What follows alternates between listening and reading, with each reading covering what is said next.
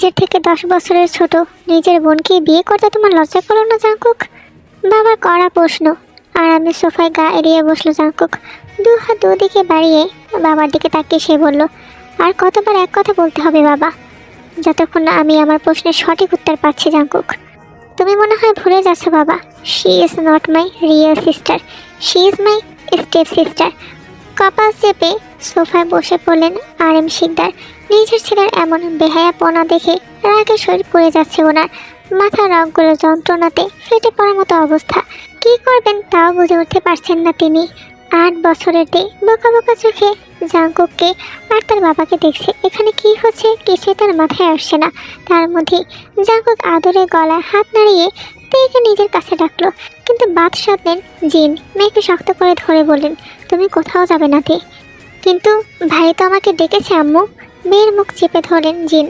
Jungkook জিনের কথায় পাত্তা না দিয়ে আবার ডাকলো তেকে। Little princess come here. মায়ের হাত ছাড়িয়ে তে ছুটল জাঙ্কুকের কাছে। তে আসতে জাঙ্কুক দাঁড়িয়ে পড়লো, হাত বাড়িয়ে করে তুলে নিল বাচ্চাকে। এই দৃশ্য দেখে তেতে উঠলেন RM তড়িৎ গতিতে এগিয়ে এসে জাঙ্কুকের কোল থেকে ছিনিয়ে নিল তেকে। পর মুহূর্তে গমগমে কণ্ঠে তিনি জবাব দিলেন, তুমি ওকে আর ছুবে না। এই খেলনা বিয়ের কাগজ সব আমি ছিঁড়ে ফেলবো। তেকে কোল থেকে নামিয়ে সেন্টার টেবিল থেকে জাঙ্কুক আর তের বিয়ের কাবিননামাখানা নিয়ে নিলেন। মাছ বরাবর টেনে ধরে মিনিটে কাগজখানা ছিঁড়ে কুচি কুচি করে ফেলেন RM। জাঙ্কুক শান্ত চোখে চেয়ে কাগজখানা ছিঁড়ে দিল বাবাকে। ওনার ছেঁড়া শেষ হতে শেষ হলো। এমন আরও 10টা কাবিননামার কপি আমার কাছে আছে বাবা। তুমি যে এটাকে নষ্ট করে ফেলবে তা আমি আগে থেকেই জানতাম। চুপ করো বেয়াদব ছেলে, আমি এক্ষুনি সব ব্যবস্থা করছি ফ্লোরিডাতে তোমার ছোট চাচুর কাছে তোমাকে পাঠানোর। তার আগে তোমাদের ডিভোর্সের ব্যবস্থা করছি আমি। সোফা থেকে নিজের ফোনটা তুলে নিলেন RM শিকদার। ডায়াল লিস্ট থেকে কে একজনকে কল করে দিলেন তিনি, কিন্তু অপর পাশের ব্যক্তি কলটা রিসিভ করলো না। বিরক্তিতে কপাল কুঁচকে নিলেন তিনি। প্রয়োজনের সময় কোনো কিছু সঠিকভাবে পাওয়া যায় না। যেমন এখন ওনার পারিবারিক উকিল মিস্টার খান ফোন তুলছেন না। বাবার এহেন ব্যস্ততা দেখে ফের শুধালো জাঙ্কুক, তুমি যদি ভেবে থাকো আমি তেকে ছেড়ে দিব তাহলে তুমি ভুল বাবা। এই দেহে প্রাণ থাকতে আমি অন্তত সুস্থ মস্তিষ্কে তেকে ছাড়ছি না। জাঙ্কুকের এমন ধমকে এবার জিন মুখ খুলল। কড়া সুরে তিনি বলেন, তোমার লজ্জা হওয়া উচিত জাঙ্কুক। আমি তোমার মা হই আর তে তোমার বোন। Not at all. আপনি কেবলই আমার বাবার বিবাহিত স্ত্রী, আমার কোনো মাটা নন। আর সেই অনুসারে তেও আমার কোনো বোন টোন নয়। অপমানে থমথমে মুখ চুপসে গেল জিন। এই বেয়াদব খাট দ্বারা ছেলের সাথে কথা বলাটাই ওনার ভুল। শুধুমাত্র নিজের ছোট্ট মেয়েটার ভবিষ্যৎ জড়িয়ে আছে বলে তিনি এখন এখানে দাঁড়িয়ে আছেন। না হলে ঘন্টা আধা আগেই নিজের ঘরে চলে যেতেন। মেয়েটাকে এই ছেলের সাথে একা ছাড়াটাই ওনার ভুল ছিল, যা উনি এখন হাড়ে হাড়ে টের পাচ্ছেন। তুমি কি চাইছো জাঙ্কুক? সরাসরি বলবে তেকে। জাঙ্কুকের সহজ সরল স্বীকারোক্তি দেখে দীর্ঘশ্বাস ছাড়ল RM। কঠিন কণ্ঠে তিনি বলেন, সম্ভব না, কারণ ও তোমার ছোট বোন হয়। আমি মানলে তো। দুপুর গড়িয়ে সন্ধ্যা নেমেছে ধরণীতে। নিজের রুমে মাথা নিচু করে বসে আছে জিউন জাঙ্কুক। তার হাত চুয়ে ফোটায় ফোটায় লাল তরল মেঝেতে গড়িয়ে পড়ছে। সেদিকে কোনো হুঁশ নেই জাঙ্কুকের, চোখে মুখেও নেই ব্যথার ছিটে ফোটা চিহ্ন। রোবটের মতোই অনুভূতি শূন্য চোখের সামনে তাকিয়ে আছে সে। অস্পষ্ট কণ্ঠে মুখে শুধু একটাই কথা জপছে, তে আমার মানে সে শুধু আমারই। She is my obsession. ছাড়বো না ওকে আমি। জাঙ্কুকের সামনে পড়ে আছে কাচের ভাঙা অংশ। মিনিট 2 আগে ঘরে ফেরার আগের বসে সেন্টার টেবিলে খুশি মেরেছিল সে, যার ফলে ঝরঝর করে গড়িয়েছিল টেবিলটা। কাচের ভাঙা অংশগুলো গেঁথে গিয়েছিল জাঙ্কুকের শক্তপোক্ত হাতে। মুহূর্তে ডান হাতের নিম্নভাগ সম্পূর্ণটাই কেটে গেছে। ভয়ে ভয়ে ছোট্টতে ধীর পায়ে এগিয়ে এসে উকি দিল জাঙ্কুকের ঘরে। মেয়েটা ঝুঁকতেই তার ফ্রকের লম্বা গোলাপি অংশটা মেঝেতে ছড়িয়ে পড়ল। মেঝের দিকে তাকিয়ে থাকা জাঙ্কুক পাশে তাকাতেই দেখতে পেল তেয়ের জামার অংশ। ছেলেটা ঘাড় বাঁকিয়ে তাকালো তেয়ের দিকে। কেটে যাওয়া হাতটা সরিয়ে নিল পিঠের পিছনে। ছোট্ট বাচ্চাটা রক্ত দেখে ঘাবড়ে যেতে পারে বলে নিজেকে যথেষ্ট শান্ত রেখে তেকে ডাকলো জাঙ্কুক, প্রিন্সেস কাম হিয়ার, কাছে আসো। দরজার আড়ালে সরে গেল তে। মলিন কণ্ঠে বলল, যাব না, আম্মু তোমার কাছে যেতে নিষেধ করেছে। পিঠের পিছনের হাতটা মুষ্টিবদ্ধ করে নিল জাঙ্কুক। সঙ্গে সঙ্গে রক্তের স্রোত বাড়ল। সাদা শার্টের পিঠের অংশ সম্পূর্ণটা ভেসে গেল রক্তে। বাচ্চাটার ব্রেন ওয়াশ করছে। ভালোই দেখা আসলো জাঙ্কুক। কিছু করব না, এখানে আসো। ছোট ছোট কদমে জাঙ্কুকের রুমে ঢুকলোতে জাঙ্কুকের পাশে এসে বসলো বাচ্চাটা। ছোট ছোট চোখে পরখ করলো মেঝেতে ছড়িয়ে থাকা কাচের টুকরোগুলোকে। পরপর জাঙ্কুকের দিকে তাকিয়ে ভয়ার্ত কণ্ঠে সে শুধালো, তোমাকে আমার ভয় লাগে? গম্ভীর মুখশ্রীখানা শিথিল করার চেষ্টা করলো জাঙ্কুক। কিঞ্চিত ঠোঁট এলিয়ে সে বলল, কেন? তুমি কথায় কথায় রাগ করো, সব ভেঙে ফেলো। জাঙ্কুক বিস্তর হাসলো। তেজ ছোট দুহাত নিজের বাম হাতে পুড়ে নিয়ে শব্দ করে চুমু খেলো তাতে। একইভাবে দ্বিতীয় চুমুটা খেলো তেয়ের কপালে। আদরে কণ্ঠে শোধালো তাকে, আমি আর তোমার ভয়ের কারণ হব না লিটল গার্ল। অনেক দূরে চলে যাব তোমার থেকে। তখনই ফিরবো যখন তুমি আমাকে আর ভয় পাবে না। জাঙ্কুকের কথায় কৌতূহলী কণ্ঠে প্রশ্ন করলো তে, কোথায় যাবে তুমি? জানি না। আমি চলে গেলে কি তুমি আমায় ভুলে যাবে লিটল প্রিন্সেস? দুপাশে মাথা নাড়ালোতে, যার উত্তর হ্যাঁ হতে পারে আবার নাও হতে পারে তার জানা নেই। মসৃণ বিছানা ছেড়ে ধরপড়িয়ে উঠে বসলো জাঙ্কুক। রূপ জুড়ে শীতাতপ নিয়ন্ত্রিত থাকা সত্ত্বেও ঘেমে আছে তার পুরো শরীর। জাঙ্কুকের কপাল জুড়ে খেলা করছে একরাশ সিল্কি চুল। টেবিল ল্যাম্পের লাল আলোর আবছা আলো আধারিতে সামনের দেয়ালে ফ্রেমগুলোর দিকে তাকিয়ে চিৎকার করে বলে উঠল সে, তুমি আমাকে ভুলতে পারবে না লিটল গার্ল। আমি ভুলতে দিব না। তোমার একমাত্র ভবিষ্যৎ এবং ভতিতব্য হবে জীবন Jungkook. You are my obsession.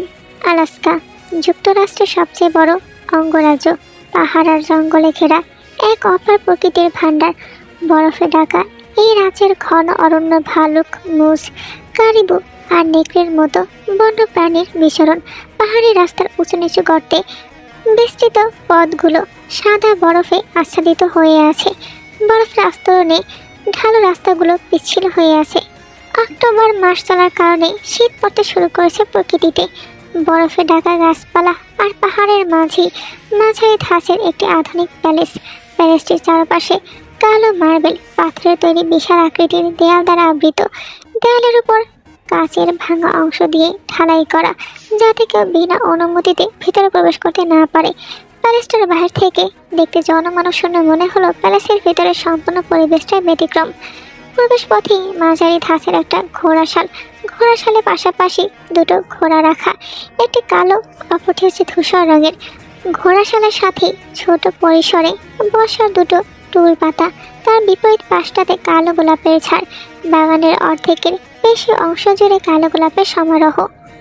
এদিকে বিশাল এক কক্ষ জুড়ে সাজানো অদ্ভুত সব সামগ্রী। সে অদ্ভুত বস্তুগুলো সামনে নিয়ে কিছুটা জায়গা জুড়ে আগুন জ্বালিয়ে বসে আছে জাঙ্কুক। পুরো কক্ষ জুড়ে চলছে শতাধিকের বেশি রঙিন মোমবাতি। পাশ থেকে রঙিন এক মুঠো ছাই নিয়ে আগুনে ছুড়ল জাঙ্কুক। পরপর ধারালো ছুরিটা দিয়ে নিজের করে আঙুলটা কেটে ফেললো সে। আঙুলটা কাটতে ফিনকি দিয়ে রক্ত ছুটল। হাতটা বাড়িয়ে আগুনের লেলিহান শিখায় রক্তের ফোঁটাগুলো ফেললো জাঙ্কুক। আগুনটা নিমেষেই কমে এলো। মিনিট দুয়েক যেতেই পুরোপুরি নিভে গেল। উঠে পড়লো জাঙ্কুক। সময়ের তারতম্য সে করে না, করার প্রয়োজন বোধ হয় না। তবে ভোর হয়ে এসেছে। জাঙ্কুক কক্ষটা থেকে বেরিয়ে আবার দরজা বন্ধ করে দিল। বড় বড় পায়ে লাল গালিচা মারিয়ে দোতলায় নেমে এলো সে। এই প্যালেসের শেষ কর্নারের কক্ষটা তার। পুরো কক্ষ জুড়ে কালো রঙের ফার্নিচারে সজ্জিত। কাবার থেকে টাওয়ার নিয়ে ওয়াশরুমে ঢুকে পড়লো জাঙ্কুক। 1 ঘন্টার মতো সময় লাগিয়ে শাওয়ার নিল সে। অতঃপরে বেরিয়ে আসলো। আয়নার প্রতিচ্ছবিতে ভেসে উঠল চোখ ধাঁধানো এক সৌন্দর্যের অধিকারী পুরুষ অবয়ব, যার বলিষ্ঠ দেহের প্রতিটি ভাঁজে ভাঁজে সৌন্দর্যের আভা। গলার মাঝখানটায় বাদামি একটা তিল, কপাল জুড়ে একরাশ চুল। 2 হাত দিয়ে চুলগুলো ছেড়ে নিল জাঙ্কুক। পূর্ণ দৃষ্টিতে নিজের দিকে একবার তাকিয়ে বাঁকা হাসলো। ফিসেল কণ্ঠে শোধালো সে, 12 বছর, 12 ইয়ার্স, 4383 ডেজ। অনেক সময় দিলাম তোমায় লিটল প্রিন্সেস। এবার তোমাকে কেড়ে নেওয়ার পালা। সহজভাবে ধরা দিলে তোমার নিজের জন্যই ভালো। কিন্তু নিজের কথায় ঘর কাঁপিয়ে নিজেই হাসলো জাঙ্কুক। কিন্তু বিপরীত পথটাও সে শিখে রেখেছে। এতদিনের এত শিক্ষা আর ট্রেনিং সব তার জন্যই নেওয়া। কথা শেষে কাবার থেকে কালো ফর্মাল ছুটটা নিয়ে তৈরি হয়ে নিল জাঙ্কুক। বিকেলের একটা আর্ট এক্সিবিশন আছে, সেখানে জাঙ্কুকের কিছু আর্ট নিলামে তোলা হবে। সেখানে দুপুরের মধ্যেই পৌঁছাতে হবে তাকে। অন্যদিকে দুপুর গড়িয়ে এসেছে। বেলা 3টে বাজে। ঢাকা শহরের জ্যাম কাটিয়ে ক্লান্ত শরীরে মাথা ঝুঁকিয়ে রাস্তার পাশ ধরে হেঁটে যাচ্ছে এক বালিকা। ক্লান্তিতে তার সমস্ত শরীর নুয়ে এসেছে। কাঁধের ব্যাগটা চেপে ধরে ধীর পায়ে এগিয়ে আসা মেয়েটার হঠাৎ ধাক্কা লাগলো কারোর সাথে। পড়তে পড়তে বেঁচে গেল সে, তবে আলগোছে ধরে রাখা ব্যাগটা পড়ে গেল পিচ ঢালা রাস্তায়। বিরক্তিতে চোখ তুলে সামনে তাকালোতে কাঁধে অফিসের ব্যাগ ঝুলিয়ে কাঁচামাচি মুখে একটা ছেলে দাঁড়িয়ে আছে।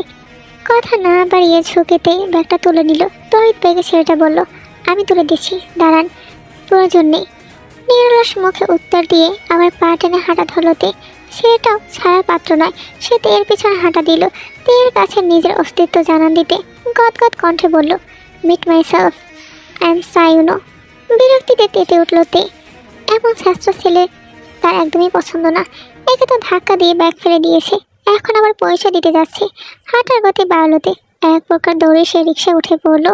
ছেলেটা হতাশ চোখে চেয়ে দেখলো তের প্রস্থান। মেয়েটা আত্মসম্মান বোধ একটু বেশি ভালো লেগেছে তার।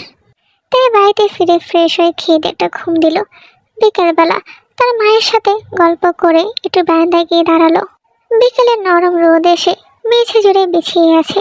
তে দাঁড়াতে এক টুকরো রোদ এসে তার ফর্সা মুখশ্রীতে পড়লো, মিষ্টি বাতাসে উড়িয়ে দিল কাঁচা হাতে করা খোপার এলোমেলো চুলগুলো। দোতলার এই জায়গাটাতে দাঁড়ালে সামনের বাগানটা স্পষ্ট দেখা যায়। দোতলা বিশিষ্ট শিকদার ভিলা, নিচতলায় লাইফ কিচেন, ড্রয়িং, ডাইনিং সহ গেস্ট রুম আর এম শিকদারের বিশাল কনফারেন্স রুম। উপর তলার পূর্ব দিকটাতে এম আর জিনের ঘর, তারপর লম্বা একটু বারান্দার মতো জায়গা, তার পাশেই রান্নাঘর। পরের ঘরটা হচ্ছে তের, একেবারে শেষের কর্নারের ঘরটা হচ্ছে জাঙ্কুকের, যা আজ 12 বছর ধরেই ফাঁকা পড়ে আছে।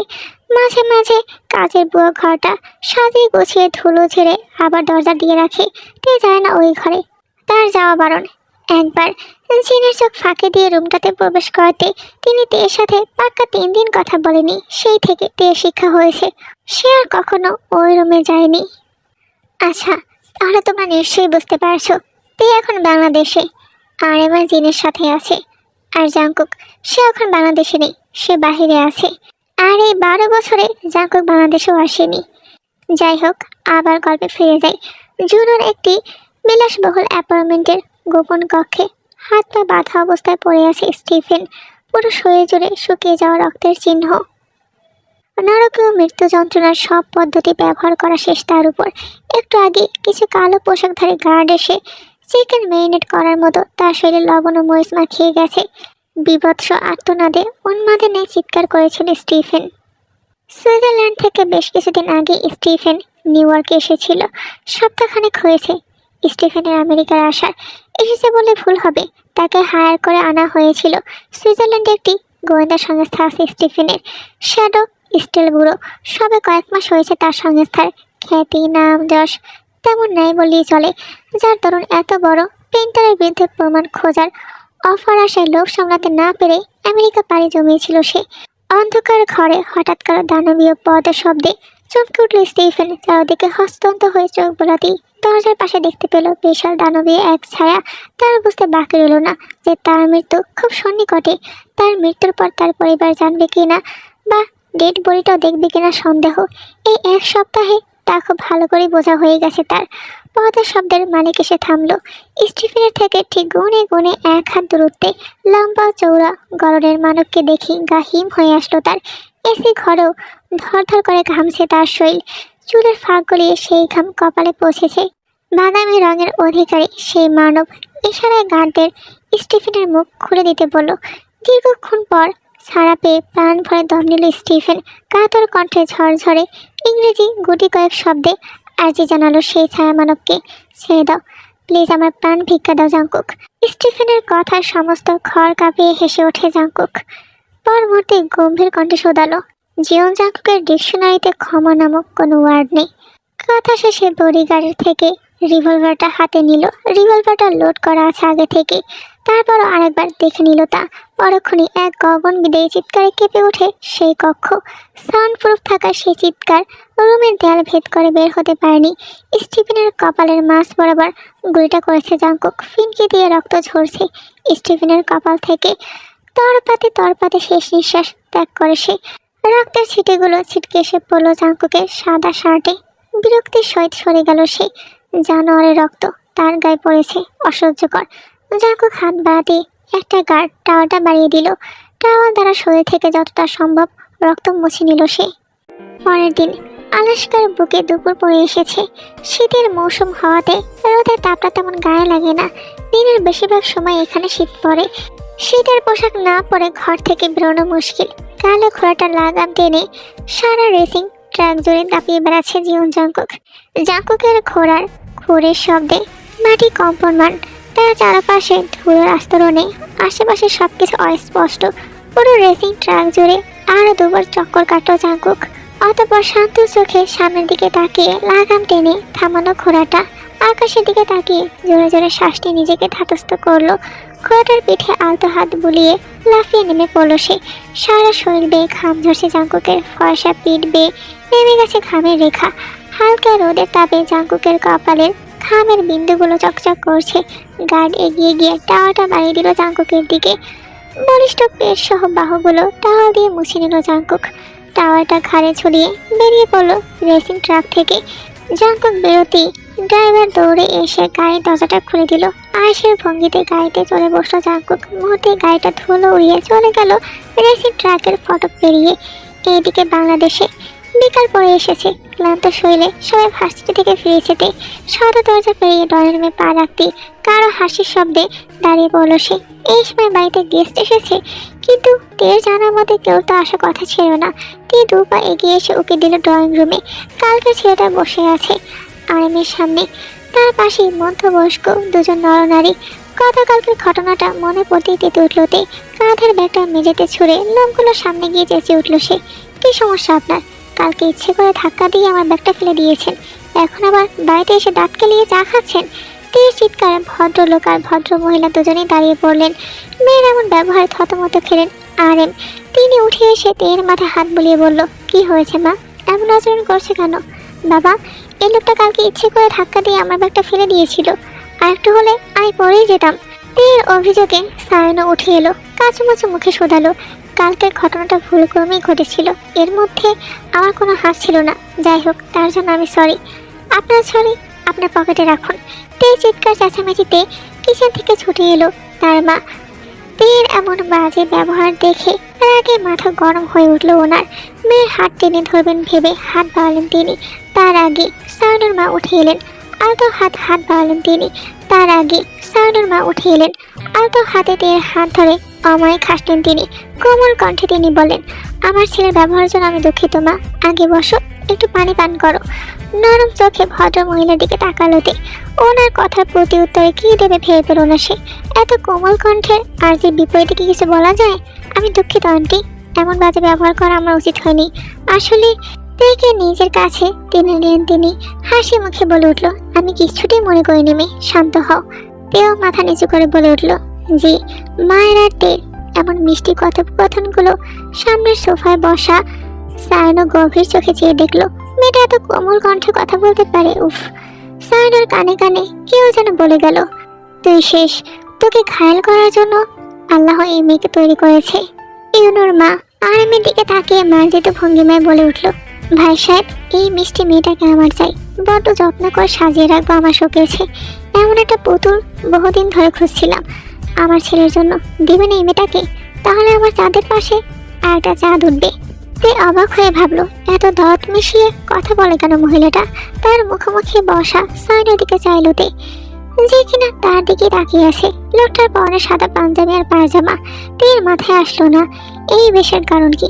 গতকাল তো ফরমাল লুকিয়ে ঘুরছিল, সাথে গলা উঁচিয়ে ঝামেলাও করেছিল, তাহলে আজ এমন বিড়ার সাথে বসে আছে কেন? আর উত্তর দেওয়ার আগেই জিন এগিয়ে এলেন, মিষ্টি সুরে বলে উঠল, আমাদেরও সায়নাকে ভীষণ ভালো লেগেছে আপা। সত্যি বলতে এমন সুপুত্র কেউ হাতছাড়া করবে না। অর্ধাঙ্গিনীর সাথে তাল মিলিয়ে আরেমে বলে উঠল, তাহলে তো কোনো সমস্যা নেই। না ভাই, আরও একটা সমস্যা আছে। কি সমস্যা আপা? তে তুমি রাজি? কেমন লাগলো তোমার সায়নকে? আর চোখে আর একবার তাকালো ইউনুর দিকে। লোকটা তার দিকে উৎসুক দৃষ্টিতে তাকিয়ে আছে। লাজুক কণ্ঠে শোধালো, আম্মু আর বাবা জানেন আমাদের আপত্তি নেই আপা, আপনারা অনুমতি দিলে তেকে একজোড়া বালা পাওয়াতাম আমি। মাথা নাড়িয়ে হ্যাঁ বোঝালেন সবাই। তৃপ্তির হাসি হাসলো সায়নো। এত সহজে এত সবকিছু হয়ে যাবে সে ভাবতে পারেনি। এই ঝাঁঝের রানীও কোমল কণ্ঠে কথা বলতে পারে, বাহ। রাতে নিজের ঘরে বসে অ্যাসাইনমেন্ট বানাচ্ছে তে, আর কয়েকটা লাইন লিখলে সমাধান হয়ে যাবে অ্যাসাইনমেন্টটা। হাতের গতি বাড়ালো সে, শেষ শব্দটা লিখে কলমটা টেবিলে রেখে পড়ার টেবিলে মাথা নামিয়ে শুয়ে পড়লো তে। পেট থেকে কোমর অব্দি ব্যথা টনটন করছে, কোমর নিয়ে বসে থাকা দায়। সন্ধ্যা থেকে একইভাবে সোজা হয়ে বসে থাকায় এমন হয়েছে। সোজা হয়ে চেয়ার ছেড়ে দাঁড়ালো তে। এরই মাঝে তার ফোনটা বেজে উঠলো। আননোন নাম্বার থেকে কল এসেছে। সে আবার অপরিচিত নাম্বার থেকে কল রিসিভ করে না, তাই সে অ্যাভয়েড করলো। কিন্তু পরক্ষণে বারবার কল দেওয়াতে বিরক্ত হয়ে সে কলটা ধরলো। কি সমস্যা ভাই? দেখছেন ফোন তুলছি না, তবুও সাশ্রমী করে কল দিয়ে যাচ্ছেন। বেগম, একটু তো মার্জনা করুন, এত কর্কশ কণ্ঠে কথা বললে বুকে লাগে। সাইনার কণ্ঠ শুনে ফোনটা কান থেকে নামিয়ে নাম্বারটা আরেকবার দেখলো দে। এই লোকটা তার নাম্বার জোগাড় করেছে কোথা থেকে? এই নাম্বারটা মা, বাবা আর তার বান্ধবীরাই জানে। তাহলে হ্যালো। তে কোনো সারা শব্দ না পেয়ে পুনরায় হ্যালো বলল সাইনো। ভাবনা ছেড়ে কথায় ফিরল তে। অনুসন্ধানী কণ্ঠে প্রশ্ন করলো, আমার নাম্বার কোথায় পেয়েছেন? তোমাদের গলির মোড়ে একটা পোস্টার লেখা ছিল। ফাজলামি করছেন? তুমি আমার ব্র্যান্ড হও যে ফাজলামি করতে যাব? কোন পোস্টারে দেখেছেন ছবি পাঠান। কেন?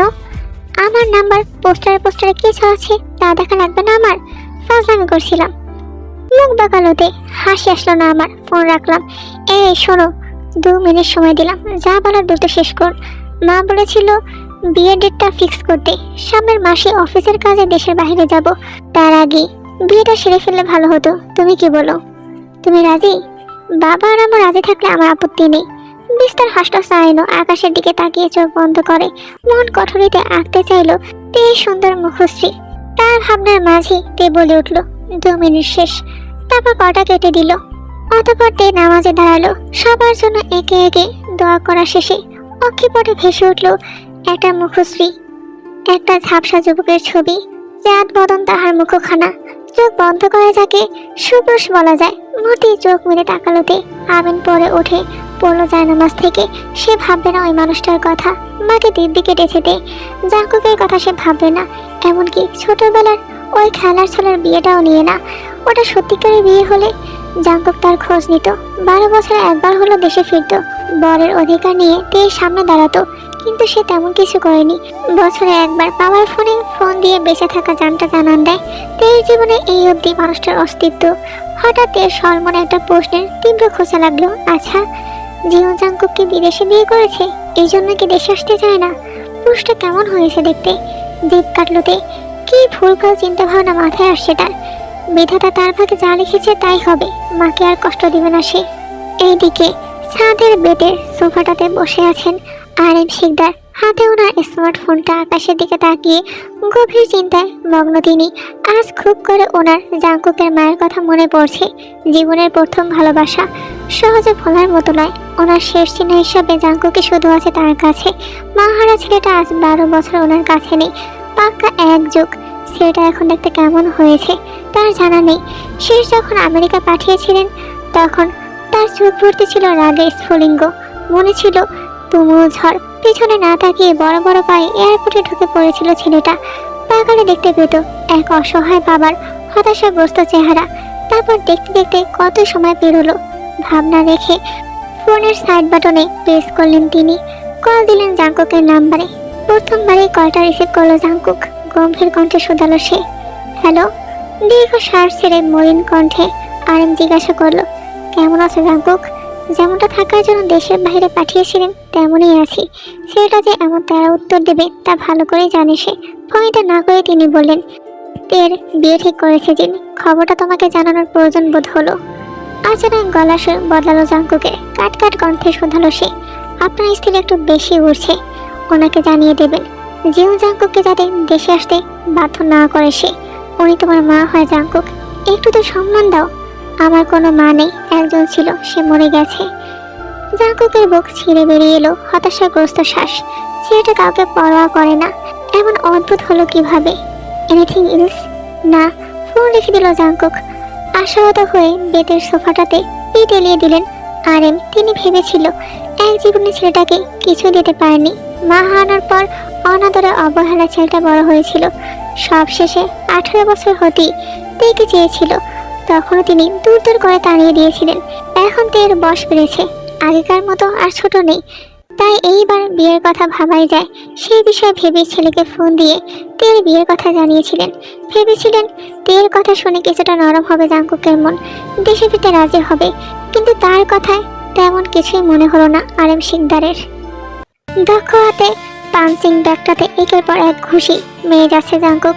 রাগে তার কপালের মাছ বরাবর সব রগগুলো নীল হয়ে আছে। শেষ পাঁচটা দিয়ে থামলো সে। পাঞ্চিং ব্যাগটা চেপে ধরে তীক্ষ্ণ কণ্ঠে শোধালো, অনেক কিছু হয়েছে, enough is enough. I will take you away little girl. আমি ভেবেছিলাম আরো কিছুদিন পরে যাব, কিন্তু না, তোমার মা সহ্য হলো না। তোমার ব্রেন ওয়াশ করা দেখাচ্ছি তোমার মাকে। বিয়ে করা ঘোষাচ্ছে বেফ। জাংকুকের হাতের গ্লাভস খুলে ছুঁড়ে মারল মেঝেতে। এইদিকে ঘুম ঘুম চোখে মাঝারি ধাঁচের একটা পার্সেল হাতে বিছানায় বসতে। পার্সেলটাতে আদতে কি আছে জানা নেই তার। তের জানা মতে সে এই সপ্তাহে কোনো প্রোডাক্টই অর্ডার করেনি।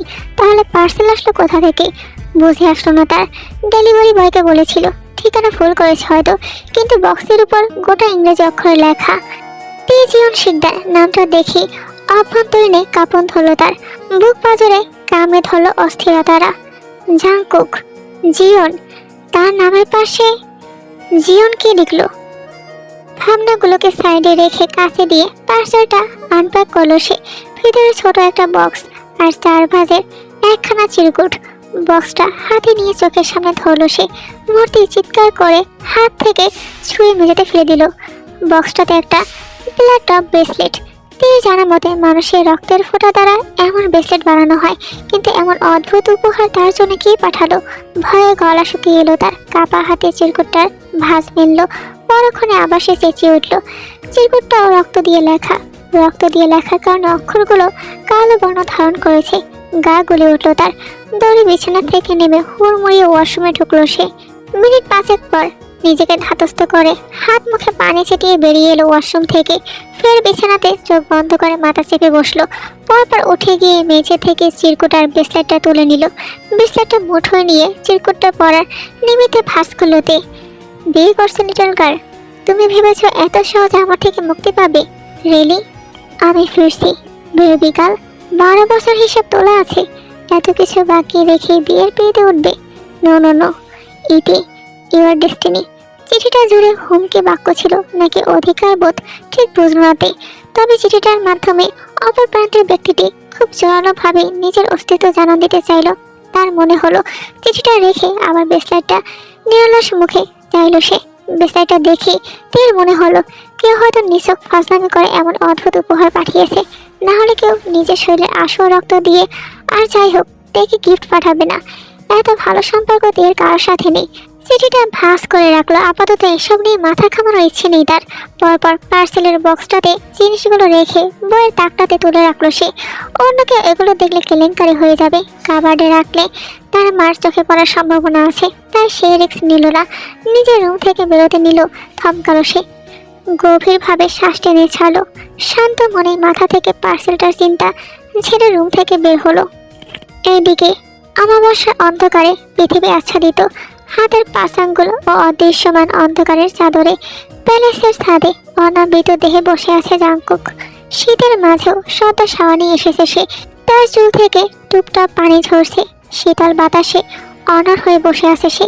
সামনে 101টা মোমবাতি জ্বলছে। হালকা শীতল বাতাসে মোমবাতির আগুন নিভু নিভু হয়ে জ্বলছে। মোমবাতির লালচে আলো আধারে অদ্ভুত সুন্দর দেখাচ্ছে জাংকুককে। বারবার শ্বাস প্রশ্বাস নিঃসরণ ও গ্রহণের ফলে তাল মিলিয়ে ওঠানামা করছে জাংকুকের প্রশস্ত বুক। শীতের প্রকোপে ঘন ঘন ঢোক গেলার কারণে তার অ্যাডাম ক্যাপসুলগুলো ধীরে ধীরে নড়ছে। লালচে খয়েরি রঙের পুষ্টজোড়া শীতের তীব্রতায় ফাটল ধরেছে। জিভ দিয়ে ঠোঁট ভিজিয়ে চোখ খুলল জীবন জাংকুক। মনে মনে কিছু একটা পড়লো। অতঃপর সামনে সাজিয়ে রাখা প্রয়োজনীয় সামগ্রীর মাঝ থেকে লাল রঙের মায়ার ধুলোর চিমটি পরিমাণ ধুলো নিয়ে সামনের ক্যানভাসে থাকা তীর ছবিটায় মেধিন উদরের অংশখানা ছুঁয়ে দিল সে। পরপর হাতখানা বাড়িয়ে চেপে ধরল তীর কোমল উষ্ঠজোড়া। এইদিকে তে ঘুমের ঘরে নড়ে চড়ে উঠল। জাংকুক ফের মিনমিনিয়ে উচ্চারণ করলো কিছু শব্দ। সামনের অগ্নিকুণ্ডে ছুঁয়ে দিল মুঠো মুঠো ধুলো। আচানক ধরফরিয়ে বিছানায় উঠে বসলতে। অস্বস্তিতে আড়ষ্ট হয়ে হাত বাড়িয়ে বেডসাইড টেবিল থেকে টেবিল ল্যাম্পটা অন করলো সে। ভয়ার্ত চোখে বড় করলো পুরো রুম। কেউ নেই, কেউ নেই। কিন্তু তের মনে হলো কেউ তাকে স্পর্শ করেছে। সেই স্পর্শটা নিছক স্বপ্ন বা ঘোর মনে হয়নি তার, বরং সে কার একজনের শক্ত উপস্থিতি টের পেয়েছিল পাশে, যার হাতের উষ্ণ স্পর্শ এখনো মেখে আছে তের শরীরে। গ্লাস থেকে এক ঢোক পানি পান করলো সে। পাশ থেকে ফোনটা নিয়ে সময় দেখলো রাত শেষের দিকে 4:55। উঠে পড়লো তে। উঁচু করে জানামাজ পেতে নিয়ত বাঁধলো। এইদিকে জাঙ্কুক শেষ মুঠো মায়ের ধুলো আগুনে দিতেই মোমবাতিগুলো নিভে গেল। বসা থেকে উঠে পড়লো সে। উঠে গিয়ে ছাদের কার্নিশ ঘেঁষে দাঁড়ালো সে। রাতের পাহাড়ের চূড়াচে পিছিল কণ্ঠে শোধালো, my little girl, love you so much babe. এত সব তোমার জন্যই মাই ওয়াইফি। এইবার দেখার পালা আমার সামনে তোমার মায়ের কান পুরো কতটা টিকে। তোমাকে অনেক ভালোবাসা দেওয়া বাকি আমার বিষাক্ত অ্যাঞ্জেলস ট্রাম্পেট। সকাল 6:30 বাজে। শীতের ভিলার সকালে এখনো সকলে ঘুমে। পাখি কিচিরমিচির ডাকে ঘুম ভেঙে গেল তের। শরীর থেকে কমফোর্টারটা সরিয়ে অলস ভঙ্গিমায় বিছানায় উঠে বসলো সে। এলোমেলো হাতে কোমর সমান চুলগুলো খোপা বেঁধে বিছানা ছেড়ে নামলো সে। ওয়াশরুম থেকে ব্রাশে পেস্ট নিয়ে বারান্দায় এসে দাঁড়ালো। চারদিকে কুয়াশার আস্তরণে অস্পষ্ট। বাগানে চোখ রাখলো। ফুল গাছগুলোর আশেপাশে আগাছায় ভরে গেছে। কয়েকদিনের অযত্নে গাছগুলোর দশা বেহাল। গাঁদা ফুলগুলো পাপড়ি ছেড়ে দিয়েছে। গোলাপ ফুলগুলোর একই অবস্থা। ওয়াশরুম থেকে কুলিকুচি করে চাদরটা পেঁচিয়ে রুম থেকে বেরোলোতে সেই দিকটাতে পা বাড়িয়ে থেমে গেল। খাপ বাঁকিয়ে তাকালো ডানে। এখান থেকে দেখা যাচ্ছে জাঙ্কুকের রুমটা। দরজার বাহির থেকে সিটকিনি দেওয়া। আবার বামে তাকালো সে। বাবা মায়ের রুমটা এখনো বন্ধ। সাহস করে জাঙ্কুকের রুমের দিকে পা বাড়ালোতে আলতো হাতে শব্দ ছাড়া সিটকিনিটা খুলল সে। দরজাটা ধাক্কা দিতেই মরমরিয়ে শব্দ হলো। শব্দটাকে উপেক্ষা করে বিসমিল্লাহ বলে রুমের ভিতরে তে বাড়াতেই হাতে টান পড়লো। ভয়ে চোখ খিচে নিল সে। মিনিট পরই পেছন থেকে শোনা গেল, কতবার তোকে এই ঘরে আসতে বারণ করেছি তে।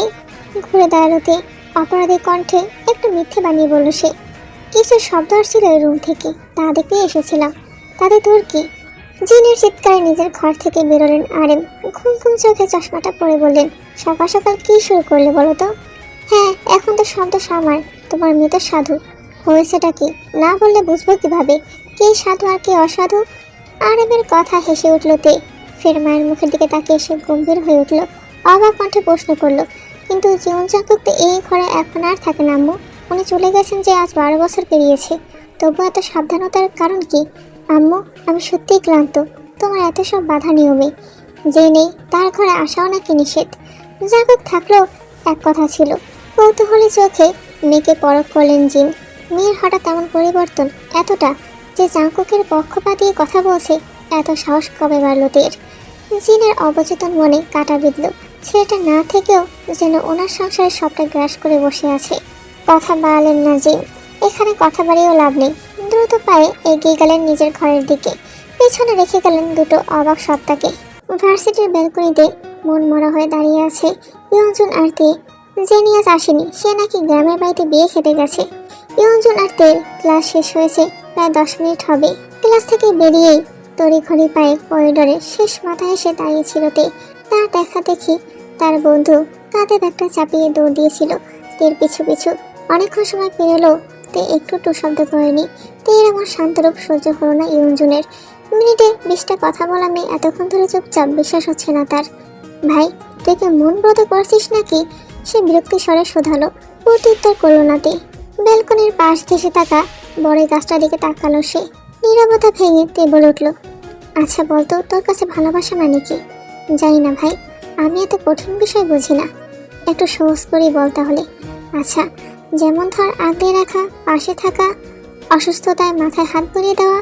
আর বলতে পারছি না। কিন্তু জাঙ্কুকের সাথে আমার তেমন কোনো স্মৃতিই নেই। তবু ওনার কথা মনে পড়ছে। মনে পড়ে তীর কথা শুনে চক্ষু ছানা বড়া করে তার দিকে তাকালো ইয়ঞ্জুন। তীর মুখে এই নাম আর জীবনও শুনিনি সে। তার জানা মতে তীর ডিকশনারিতে প্রেম ঘটিতে কোনো বিষয় নেই। কৌতূহল না দমিয়ে প্রশ্ন করলো সে, এই জাঙ্কুক আবার কে? তোর মুখে এই নাম তো এর আগে কখনো শুনিনি। ইয়ঞ্জুনের প্রশ্নে চুপ হয়ে গেল তে। সৎ ভাই বলবে নাকি স্বামী বলবে? কি তার পরিচয়? দ্বিধায় পড়ে গেল সে। হাঁস করে উঠল সে। তাদের সম্পর্কের সমীকরণটা এত জটিল হতে গেল কেন? সবার মতো সহজ হতে পারতো না? সে দেশে থাকলে কি এমন ক্ষতি হতো? সে কি পারতো না ফিরতে? আক্ষেপে বুকে জ্বালা ধরলো তীর ভাবনার মাঝে ইয়ঞ্জন আবার তাড়া দিল। কি রে, বল। ধুর, বাদ দে তো, চল যাই, অনেকক্ষণ ধরে দাঁড়িয়ে আছি। ভার্সিটি থেকে বেরিয়ে পড়লো ইয়ঞ্জন আর তে। সামনে এগোতে দেখতে পেল ভার্সিটির সামনে গাছের ছায়ায় গাড়িতে ঢেল দিয়ে দাঁড়িয়ে আছে সায়নো। সায়নো অনেক সময় ধরে এখানে দাঁড়িয়ে আছে, তীর জন্য অপেক্ষা করছে। আকাশের দিকে তাকিয়ে মুগ্ধ কণ্ঠে শোধালো, ও রব, আপনার মুনতাসির বান্দিকে আল্লাহর হস্তে আমার সাথে দেখা করিয়ে দিন। আর যে দাঁড়িয়ে থাকতে পারছি না। আকাশ থেকে চোখ নামিয়ে সামনে তাকাতেই চোখাচোখি হলো তীরের সাথে তার। খুশিতে চিকচিক করে উঠলো তার চোখ দুটো। সে একটা স্বস্তির শ্বাস ফেলে বলে উঠলো, কেমন আছেন সাহেবা? ভালো আছি, আপনি? তা হঠাৎ আপনি এখানে? তোমার সাথে দেখা করতে এলাম। পূর্ণ দৃষ্টিতে তেকে একবার দেখে নিল। সাধারণ একটা মেয়ে, তবুও কি অসাধারণ সুন্দর দেখাচ্ছে তার কাছে।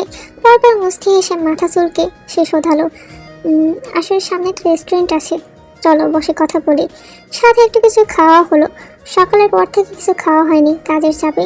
এই চুপ করে পাশে দাঁড়ানো ইয়ঞ্জনের দিকে তাকালো। গর্ধবটা অবাক চোখে সব দেখছে, কিছুই বুঝতে পারছে না। ইয়ঞ্জন থেকে প্রশ্ন করলো, তুই যাবি তে? আমি তাহলে? বাকি কথা শেষ করার আগে সায়নো বলে উঠলো, ভাই তুমিও চলো আমাদের সাথে, এটাতে কমফোর্ট ফিল করবে। কথা শেষে আগে আগে হাঁটা ধরো সায়নো। পকেট থেকে গাড়ির চাবিটা বের করে নিল সে। কেউ পা বাড়ালো তার পিছনে, কিন্তু তার ব্যাগ টেনে ধরলো ইয়ঞ্জন। নিচু কণ্ঠে প্রশ্ন করলো, এই ছেলেটাই কি জাঙ্কুক? না, তাহলে কি? আমার ঠিক করা পাত্র। শয়তানি হাসি দিল ইয়ঞ্জন। নেভিগুলো শার্টার ঘাড় উঁচিয়ে শোধালো, ওরে চল চল আস, তাহলে ছেলেটার পকেট ফাঁকা করার দায়িত্ব আমার। বিকেল তখন 5টা বাজে। কিছুক্ষণ পরেই মাগরিবের আজান পড়বে। তীরের সামনে টি টেবিলের উপর সায়নোর মা বিয়ের শাড়ি আর গহনাগুলো মেলে রেখেছেন। পাশেই রয়েছে তার মা। তীরকে জড়সড় হয়ে বসে থাকতে দেখে সায়নোর মা প্রশ্ন করলো, তোমার সব পছন্দ হয়েছে মা? তোমার মা কল দেওয়ার পর সায়নো নিজে সকালে শপিংয়ে গিয়ে সব দেখে দেখে পছন্দ করে কিনে এনেছে। আমাকে যেতে বলেছিল, কিন্তু আমার তত সময় নেই। জিন হেসে শোধালো, সায়নোর পছন্দ আছে বলতে হবে। তে দাঁড়িয়ে পড়লো, মাথাটা ধরে এসেছে তার। এখানে বসে থাকতে ইচ্ছে হচ্ছে না। তে নর্ম কণ্ঠে বলল, তুমি বসো মা, আমি বাবাকে ডেকে দিচ্ছি।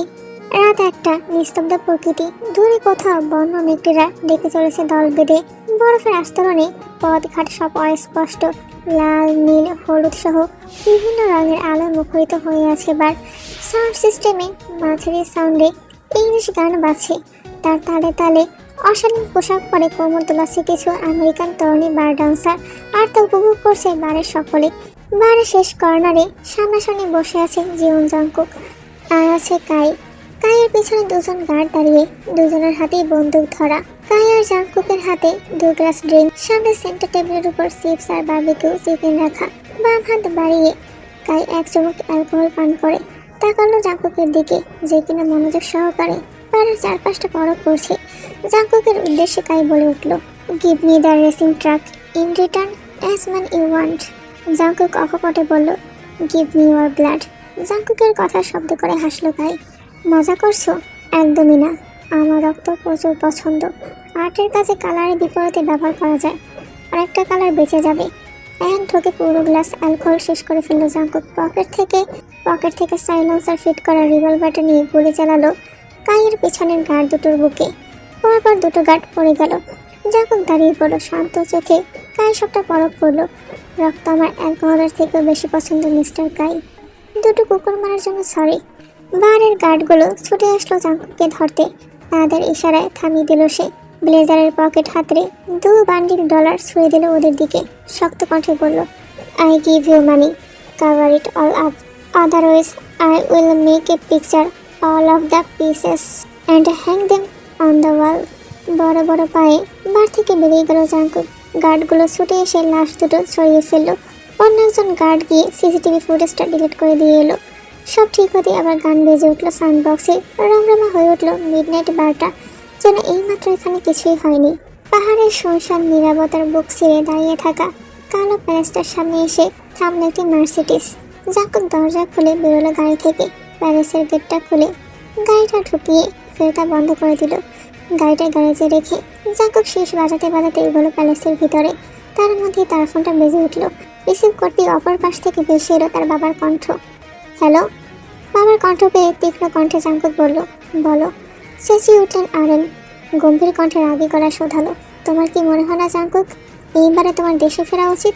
বাবা রাগী কণ্ঠে পাত্তা দিল না জাঙ্কুক, তাচ্ছিল্যের কণ্ঠে উত্তর দিল সে, আমি ফিরবো কি ফিরবো না তা আপনি জেনে কি করবেন? আমি তোমার বাবা হয়ে জাঙ্কুক যথেষ্ট অধিকার আছে তোমার ব্যক্তিগত বিষয় সম্পর্কে জানার। তাহলে কি তোমাকে বাসরাতের কথা বলা লাগবে নাকি? সি মিস্টার শিকদার, আপনার লজ্জা করবে না? যতই হোক আপন ছেলে আর সৎ মেয়ের বাসরের কাহিনী শুনবেন, ওসব বলতে পারবো না আমি। এটুকু লজ্জা আমার অবশিষ্ট আছে। থতমত খেয়ে গেল আর এই নির্লজ্জ ছেলেটা নাকি তার। জাঙ্কুকের মা থাকলে আজ ঘরে ফিরে তিনি সত্যি এই প্রশ্ন করতেন, এমন ইতর ছেলে কোথা থেকে ধরে এনেছে? নাকি ডেলিভারির সময় হাসপাতালে বদলাবদ্দি হয়ে গেছে? ভাবনা রেখে আরেন বলে উঠল, ফাজলামি বাদ দাও, কবে দেশে ফিরবে? যদি সত্যিই দিতে চাও তবে এই সপ্তাহের মধ্যে টিকিট বুকিং দাও। আজ বৃহস্পতিবার, সোমবারে তের বিয়ে, সময় মাত্র 4 দিন। উত্তর দিল না জাঙ্কুক, কটা কেটে দিল সে। মিনমিনিয়ে বলল, কখন না আবার আবদার করে বসো, আমার বাসরাতের কথা তোমাকে বলা লাগবে। তোমার আর তোমার বুড়ো বউয়ের কারণে আমার বাসরটা ঝুলে আছে। বিরাজারটা গা থেকে আলগা করে বিছানায় নিক্ষেপ করলো। ব্যস্ত হাতে এয়ার টিকিটটা কনফার্ম করে শটান হয়ে শুয়ে পড়লো জাঙ্কুক। কালকে টিকিট বুকিং করেছে সে। বাংলাদেশে পৌঁছাতে শনিবার। মাথার ভিতরে সবটা গুছিয়ে পরম শান্তিতে চোখ বুঝল জাঙ্কুক। আর অল্প সময়ের ব্যবধান, তারপর তার লিটল গার্ল তার বুকে থাকবে। 12 বছর ধরে জমা হওয়া সব অভিমান অভিযোগ এই বুকে মুখ গুজে কেঁদে উসুল করবে। ভাবতে শরীর শিউরে উঠল জাঙ্কুকের। বুক বাজুটা ধরপড়ে উঠল। তার লিটল গার্ল কেবল জীবন জাঙ্কুকের। অবশেষে বাংলাদেশে যাওয়ার সময় ঘনিয়ে এলো। প্রতিদিনের তুলনায় আজ রোদটা ধরনীতে একটু বেশি তেজ ছড়াচ্ছে। রোদের তাপে শীতের মধ্যে শরীর ঘেমে যাচ্ছে। এয়ারপোর্টের সব কাজ শেষ করে সবই বেরিয়েছে জাঙ্কুক। বাংলাদেশের নাতিশীতোষ্ণ আবহাওয়ায় বারবার ঘেমে উঠছে তার ফর্সা মুখমণ্ডল। পকেট থেকে রুমাল বের করে মুখটা মুছে নিল জাঙ্কুক। পকেট থেকে ফোনটা বের করে কল দিল কাউকে। কল রিসিভ হতে ঝরঝরে ইংলিশ ভাষা শোধালো জাঙ্কুক। অতঃপর কথা বলে হাত ঘড়িতে সময়টা দেখে নিয়ে পুনরায় ফোনটা পকেটে রেখে দিল। আধ ঘন্টা পর একজন সেলসম্যান জাঙ্কুকের কার্ডটা নিয়ে পৌঁছালো এয়ারপোর্টে। আপাতত হোটেলে উঠবে সে। সোমবারই শিকদার বাড়ি ফিরবে। এখন অনেক কাজ বাকি তার। আপাতত আড়ালে থেকে কাজগুলো করবে।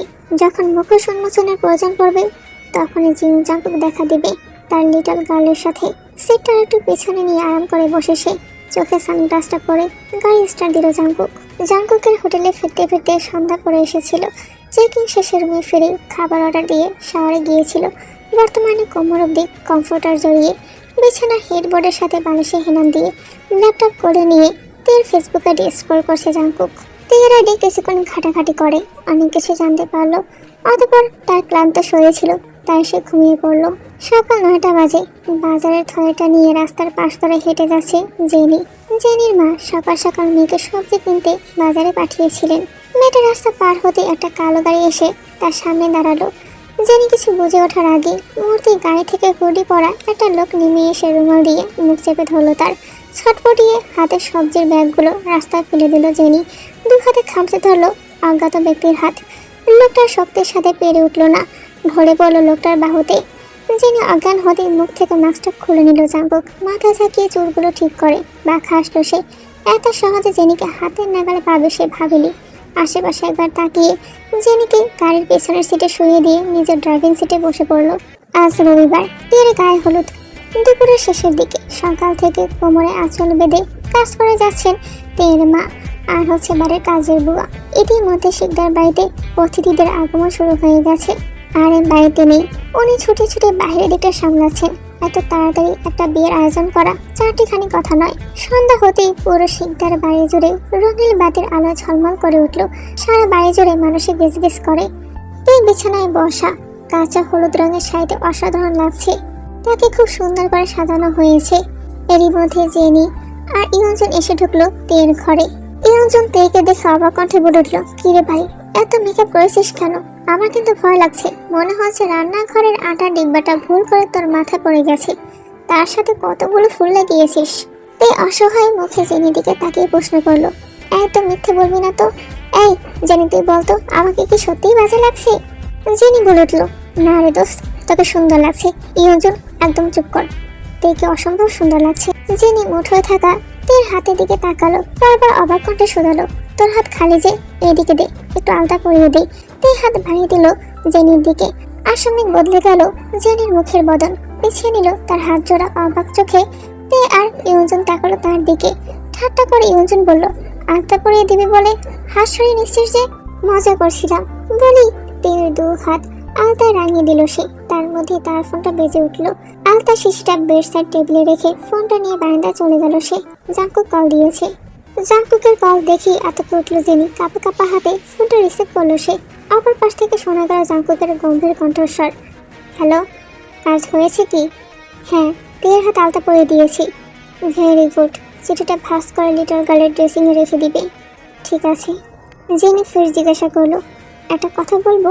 আপনি তো চাইলে এদেরকে তুলে নিয়ে গিয়ে বিয়ে করতে পারেন, তা না করে এত সব করছেন কেন? তুলে নিয়ে আসলে আমার ঠিক পোষায় না। আমার প্রিন্সেসকে আমার মহলে রানীর বেশি আনবো। বাই দ্য ওয়ে, তুমি কি এত কথা বলার? ফোন কিনলো জেনি। কল কেটে দিল জাঙ্কুক। ফোনটা হাতে নিয়ে বাইরের দিকে তাকালো জেনি। দীর্ঘশ্বাস ফেললো সে। চোখ বন্ধ করতে সকালে সেই বিপদ সংকট মুহূর্তের কথা মনে পড়ে গেল তার। কি দম্ভত করা মুহূর্ত ছিল সকালটা। আচ্ছা, স্পষ্ট করে বলে দিই আসলে কি ঘটেছিল। জাঙ্কুক জেনিকে আটকে রেখে ব্ল্যাকমেল করে।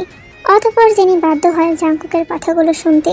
তে আর সায়ানোকে যখন গায়ে হলুদ লাগানো হলো, সায়ানো তের সাথে ঘনিষ্ঠ হয়ে বসলো। তের হাতটা পরক করে ভালো মতো। তের হাত কেমন যেন কালো বর্ণ ধারণ করেছে। তে এতক্ষণ খেয়াল না করলো, এখন নিজের হাতের দিকে তাকালো আর চিৎকার করে ডাকলো, আম্মু আম্মু, এটা আলতা না, এটা রক্ত। এটা নিয়ে বেশ হইচই পড়ে গেল। আলতার মধ্যে রক্ত আসবে কিভাবে? পেয়ে উঠে সেখান থেকে রুমে দৌড় দিল। তের পেছনে সায়ানো যেতে চাইলো, কিন্তু তের মা থামিয়ে দিয়ে বলল, ওকে একটু একা থাকতে দাও সায়ানো। এমন খুশির একটা দিনে এই ঘটনা কারোর জন্য স্বাভাবিক না। একটু স্থির হোক মেয়েটা, পরে গিয়ে আমি কথা বলবো। ওয়াশরুমের ফ্লোরে শাওয়ার ছেড়ে হাঁটুতে থুতনি ঠেকিয়ে বসে আছে তে। পানির স্রোতে ফুলের পাপড়িগুলো নেতিয়ে ওটা থেকে খসে পড়েছে। পানির স্রোতের সাথে ভেসে গেছে গোলাপ আর গাঁদা ফুলের পাপড়িগুলো। ওয়াশরুমের দরজা কড়া নাড়ার শব্দে ধ্যান ভাঙল তের। শাওয়ারটা অফ করে উঠে দাঁড়ালো। নিজের হাতের দিকে তাকিয়ে রক্তগুলো উঠেছে কিনা আরেকবার দেখলো তে। হাতগুলো লাল হয়ে আছে।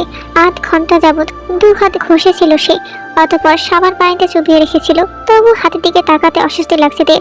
মনে হচ্ছে তার শরীরে চামড়ার মধ্যে রক্তের গন্ধ ছড়িয়ে পড়েছে।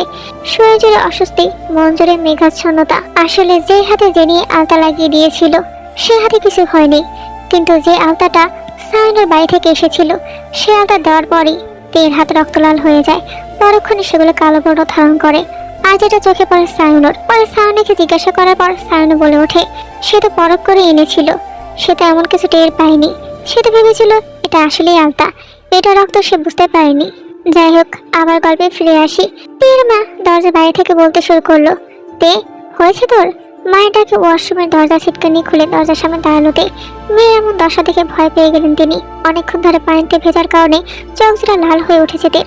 পরনের হলুদ শাড়িটা ভেজে গায়ের সাথে ছিটিয়ে আছে। এখনো থেকে ভেজা শাড়িতে দেখে হাহাকার করে উঠলেন জিন। এ কি, তুই এখনো ভেজা শাড়িতে জড়িয়ে আছিস কেন? দাঁড়া দাঁড়া, আমি শুকনো পোশাক দিচ্ছি, এখনই চেঞ্জ করে আয়। রাত 2:30 বাজে। হলুদের অনুষ্ঠানের ঝামেলা শেষ করে আধা ঘন্টা আগে শিকদার ভিলার সবাই শুয়ে পড়েছে। অন্ধকারের মাঝে শিকদার ভিলার বাইরে একটা কালো গাড়ি দাঁড়িয়ে আছে। গাড়িটা রাত 10টার দিকে এসে থেমেছিল। তারপর থেকে এক জায়গাতেই দাঁড়িয়ে আছে। গাড়িটার মালিক আর কেউ না, শিকদার ভিলার একমাত্র উত্তরাধিকারী জিওন জাঙ্কুক শিকদার। রাত বাড়লেই গাড়ির দরজা খুলে বেরোলো জাঙ্কুক। কালো হুডি টুপিটা মাথায় দিয়ে মুখে কালো রুমাল পেঁচিয়ে নিল। চারপাশে নির্জনতায় ঢেকে আছে। বাড়ির মূল ফটকে গাড়িটা ভাড়া দিচ্ছে। নিঃশব্দ পায়ে বাড়ির পেছন দিকে এসে থামলো জাঙ্কুক। ফোনের ফ্ল্যাশটা অন করে ফোনটা বুক পকেটে নিয়ে আম গাছটা উঠে পড়লো সে। আম গাছ থেকে পা বাড়িয়ে দেয়ালে উঠলো জাঙ্কুক। অতঃপর লাফ দিল বাগানের নরম ঘাসের উপর। তিন রুমের বারান্দার সাথে লাগানো বড় কদম গাছটার ডাল বেয়ে লাফিয়ে বারান্দায় নামলো সে। গভীর ঘুমে তলিয়ে আছে তে আর জেনি। আলতো হাতে বারান্দার দরজাটা খুলে রুমে ঢুকে পড়লো জাঙ্কুক। রুম জুড়ে পিনপতন নীরবতা। হালকা সবুজ আলোর ডিম লাইট জ্বলছে। সারা ঘর জুড়ে কাঁচা ফুল আর মেহেন্দির সুবাস ভাসছে। কোনোদিক না তাকিয়ে বিছানার দিকে তাকালো। তে আর জেনি ঘুমিয়ে আছে। তেকে চিনতে বেশ একটা কষ্ট করতে হলো না তাকে। তের পরনে একখানা লাল কাপড়। জাঙ্কুক অনুভব করলো তার শরীর কাঁপছে। হৃৎপিণ্ড জুড়ে ঝড় বইছে অশান্ত বেগে। অবাধ্য অনুভূতি আর হরমোনের ছোটাছুটি করছে রক্তকণিকা জুড়ে। শিরশির করছে শরীরের বিশেষ অঙ্গ প্রত্যঙ্গগুলো। কাঁপা কাঁপা হাতে পকেট থেকে হলুদের প্যাকেটটা বের করলো জাঙ্কুক। ধীর পায়ে এগিয়ে গিয়ে বিছানার পাশে হাঁটু মুড়ে বসলো সে। হলুদটা জাঙ্কুক হামার পেস্তান দিয়ে পিষিয়ে এনেছে। জাঙ্কুক বাটা হলুদ থেকে স্বল্প পরিমাণের হলুদ 2 আঙ্গুলে নিয়ে ছুঁয়ে দিল তের কোমল গালে। পরপর একইভাবে হলুদটা ছুঁয়ে দিল তের পায়ে। সাথে সাথে আদরের কণ্ঠে শোধালো সে, বরের হাতের হলুদের ছোঁয়া না লাগলে কি করে বিয়ে হয় লিটল গার্ল? সন্ধ্যা হতে কতগুলো আবর্জনা তোমাকে হলুদ মাখিয়ে গেছে, আমার একদমই পছন্দ হয়নি, তাই তোমাকে হলুদ ছোঁয়াতে এলাম। উঠে এসে তের একদম কাছাকাছি বসলো সে। তার লিটল গার্ল দীর্ঘ 12 বছর, এক যুগ, সত্যি এক যুগ। তার লিটল প্রিন্সেসকে সে এক যুগ ধরে দেখেনি, ছুঁয়নি, গায়ের গন্ধ নেয়নি, কথা বলেনি, কাছে ডাকেনি। তের কাপড়ের আঁচলটা তার ওদর থেকে সরিয়ে উদ্ভ্রান্তের ন্যায় তের ওদরে মুখ ডুবালো জাঙ্কুক। সেকেন্ড পার হতেই মুখ উঠিয়ে নিল সে, নিচু স্বরে বলল, কাঁচা হলুদের স্মেল নেই, বউ বউ ফিল আসছে না, দাঁড়াও পেটে একটু হলুদ মাখিয়ে দেই সুইটহার্ট। রাগ করবে তুমি? ঘুমন্ততে উত্তর দিল না। ঘুমন্ত মানুষ আবার উত্তর দিতে পারে নাকি? জাঙ্কুক নিজেই বলল, রাগ করবে না তাই না সুইটহার্ট? রাগ কেন করবে শুনি? আমি যে তোমার বরই হই, 3 কবুল বলা বর। বরের ছোঁয়া থেকেও রাগ করে নাকি? বর তো ভালোবেসে স্পর্শ করে, তাই না সুইটহার্ট? আজকের পাঠটা এই পর্যন্তই। গল্পটা ঝাক্কাস, তাই না? পরের পর্ব পাওয়ার জন্য বেশি বেশি করে কিন্তু কমেন্ট করতে হবে।